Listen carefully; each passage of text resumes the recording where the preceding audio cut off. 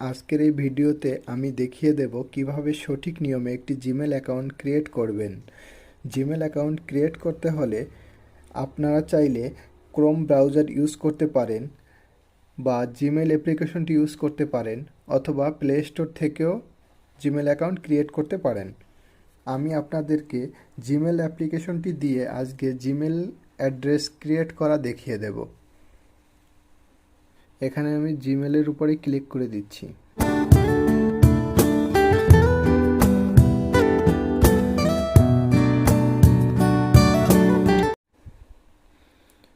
দেখুন ডান দিকে কর্নারে প্রোফাইলের উপরে ক্লিক করে দিচ্ছি।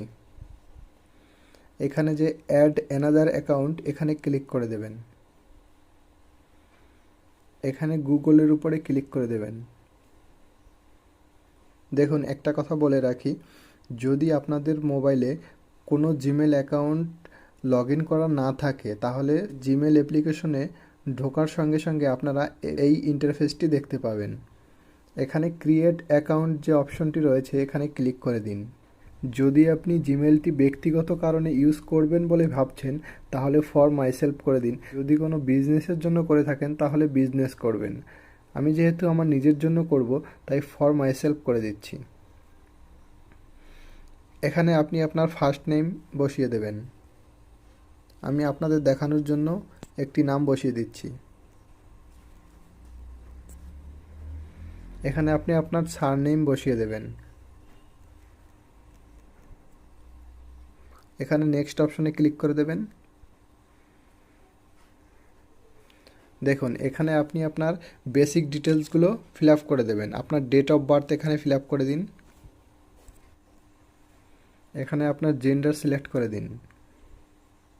নেক্সট অপশনে ক্লিক করে দিন। দেখুন এখানে আপনি আপনার নাম বসিয়ে দিন। আপনি কি নামে জিমেলটি খুলতে চান, সেই নাম এখানে দিয়ে দিন।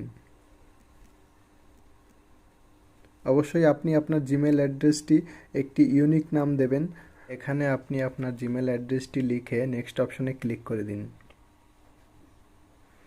তারপরে এখানে আপনি একটা ইউনিক পাসওয়ার্ড সেট করে দিন। এখানে আপনি আপনার জিমেইলে যে পাসওয়ার্ডটি দিতে যাচ্ছেন, সেই পাসওয়ার্ডটি এখানে বসিয়ে দিন। তারপর নেক্সট অপশনে ক্লিক করে দিন। একটু স্ক্রল ডাউন করে নিচের দিকে আসুন, ইয়েস আই অ্যাম ইনে ক্লিক করে দিন। দেখুন আপনার জিমেল অ্যাকাউন্টটি ক্রিয়েট হয়ে গেছে। নেক্সট অপশনে ক্লিক করে দিন। আবার স্ক্রল ডাউন করে নিচে আসুন, আই এগ্রিতে ক্লিক করে দিন।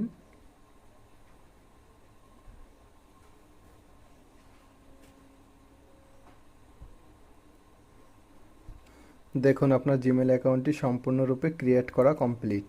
এবার আপনি এই জিমেল অ্যাকাউন্টটি দিয়েই সমস্ত কাজ করতে পারবেন। সবাইকে অসংখ্য ধন্যবাদ ভিডিওটি শেষ পর্যন্ত দেখার জন্য। ভিডিওটি ভালো লাগলে অবশ্যই সাবস্ক্রাইব করবেন এবং বন্ধুদের সঙ্গে শেয়ার করবেন। ধন্যবাদ সবাইকে।